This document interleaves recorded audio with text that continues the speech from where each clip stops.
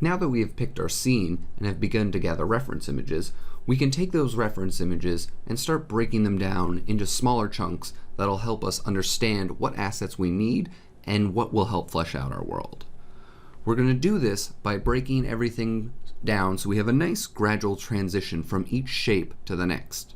You don't want to just have a massive large rock sitting in the ground and then a few small pebbles around it. That's going to look kind of weird. So what we want to do is we want to transition from large shapes to medium shapes to small shapes. And this is basically PST, primary, secondary, tertiary. We can break down all our assets into these large primary shapes, medium secondary shapes, and small tertiary shapes.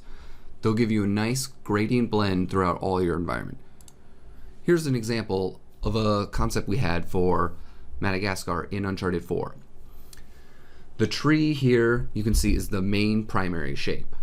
It's large, it encompasses the most square area of the scene. But to blend it out, we wanted to have smaller secondary, medium-sized secondary shapes. These were the saplings, smaller little trees, large bushes. And then to grade it out farther, we went down to tertiary shapes. These were the small bushes, little bits of grass, and small rocks. We use this foliage clustering technique throughout all stages of the environment. Everywhere you would see a large tree, we would try to blend it into the environment using our secondary and tertiary shapes.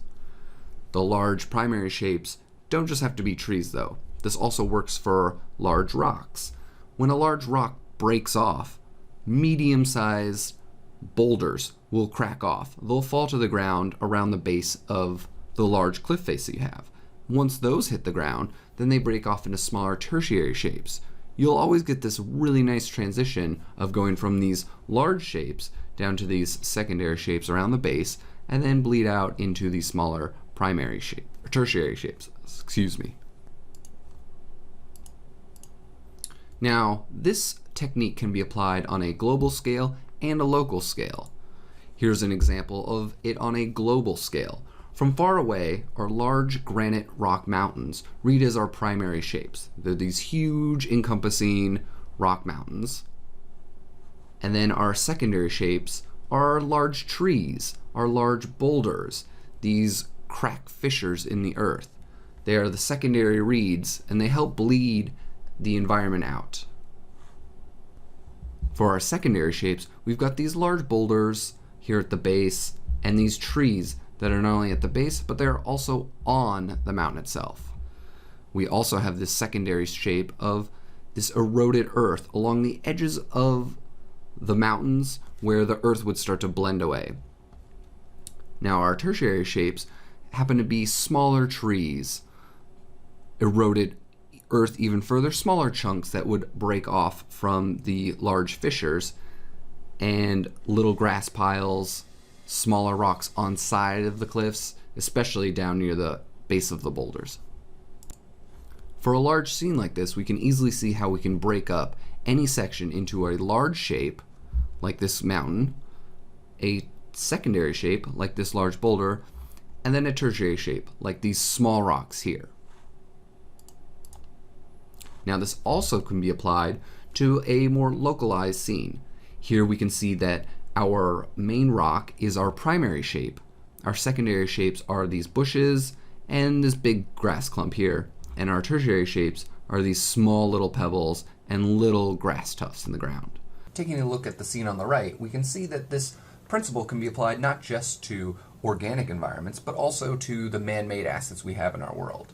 Here we have the table, which is our large primary shape. We have our secondary shapes, which are these dead soldiers or, drunken pirates. We have another secondary shape, which is these large collection of alcoholic beverage bottles. Now, even though they are a small bunch of items, clumping them together will create a larger secondary shape. So you want to think about that as well. It's not just based on the asset size, but how they're clumped and grouped together. If a bunch of small assets form a large shape, that's still going to read as your secondary shape. And then the tertiary shapes are these little plates, little goblets here on the floor, little bits of debris and everything. Here we have two very different scenes, one an organic scene and one a more man-made scene, and yet both the principles of primary, secondary, and tertiary shapes can apply to both of them. And we want to think about this for when we're gathering our reference. We want to look for items that will help us break down into our large, medium, and small props. Let's begin the process of actually breaking down some of our own reference that we've collected to build our scenes. Now, the scene I've chosen to make is one based off a snowy / springtime Yosemite. The snow is still on the ground, but it's quickly evaporating to leave some of the grass, some of the flowers to start to spring back up, add some nice pops of color in there. Be very wooded, have a lot of trees, and the man-made elements I'm going for are potentially a bridge, a pioneer log cabin, and a Indian-style teepee. So those are some of the three areas that I want to kind of like focus some story elements on. So now let's just grab some reference here. Here's my reference folder. It's nice to just have everything collected before you begin making a reference sheet or breaking things down. And so we're just going to break down some of these pieces of reference right now. So when we look at this scene, we're trying to look at the main primary shape of what's going on. So the main shape we have here is this giant granite rock. Pretty much covers most of the scene. And so when we're looking for a reference, we can easily break this piece down. It has a lot of very smooth shapes in here, a lot of horizontal cuts, and then a few vertical, really deep recessed ones. So this is our primary shape in this scene here. Now, when we're going into our secondary shapes, we can see that these larger boulder chunks have clearly broken off our main primary granite shape. Again, here are some more of these secondary shapes, quite large boulders, a little bit more nondescript than the smoother, clean shapes here of our primary shape.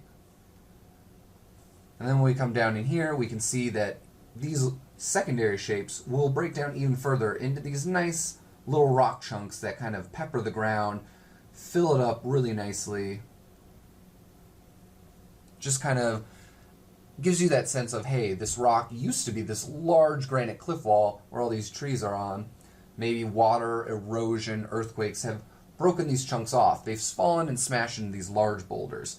And then from the boulders, they'll deteriorate even further into our smaller tertiary shapes. And we can also look at this scene in terms of our large primary shapes with foliage as well in mind. So our large primary shapes clearly here are these red fern trees. They're quite dominating, and they kind of scale all the way back here. Then for our secondary shapes, we have the much smaller red ferns that are just not as large. We also have some, I believe, maple leaves here. I have to check on that one. But again, these are kind of secondary reed trees. They're not as large as our red fern pines that will be quite dominant, but they're still smaller, and they'll help us bleed out the transition from one shape to the next. And they're kind of really close to the player space.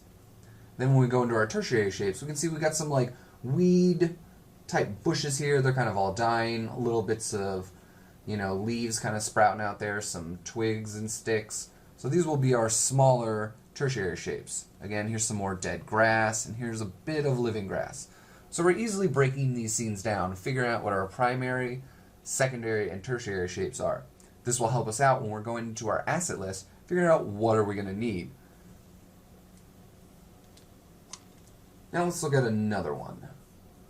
This one's pretty good.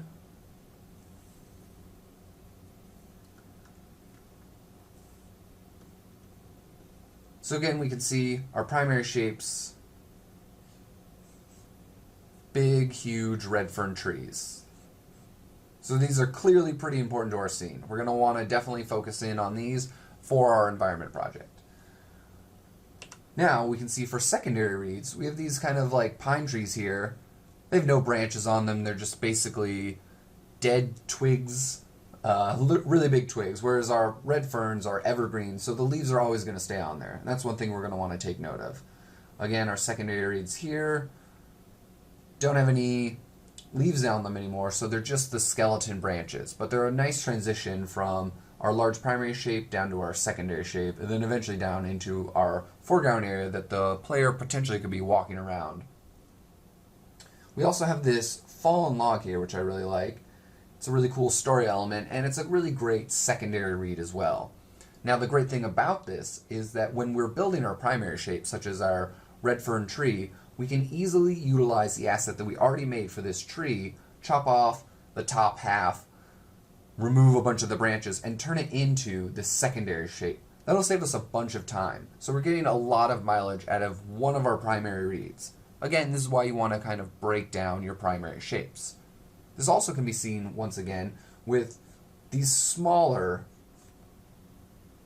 red fern trees. Now, they're definitely clearly adolescent trees, eventually going to grow up to be the same size as our primary shape, but we can utilize our primary shape and just lop it off in the middle and easily, with just some slight additions to the trunk of it, turn it into a really nice secondary tree. So again, great primary shapes here with these red ferns, secondary shapes of smaller red ferns, a fallen over just tree trunk of red fern, and then these pine trees here in the background. Now for our tertiary shapes, while this image doesn't have any foliage that can really easily be seen, we still have like a lot of really nice little rocks in here that make up these really cool little rock piles. And so these are things you want to think about, like, oh, okay, I could easily make, this small little rock clump fairly easily and just rotate it around to cover up most of this kind of square footage area, which is something like this. And again, you move this back here, and again, you fill up all these little rocks that seem to be broken out there. So again, we want to figure out what our assets are going to be used for and how we can use them and utilize them throughout our scene. Now, since I'm going to be doing a snowy scene, I'm definitely going to be having some snow clumps. And so here you can see these nice secondary reads of these medium to large size snow clumps. That'll be great for the scene. And then again, we have a smaller one that can easily be peppered in throughout. Throw them in here and here. So again, we're just trying to break things down, figure out what our reference can be, and how it can help us achieve the goal we want to.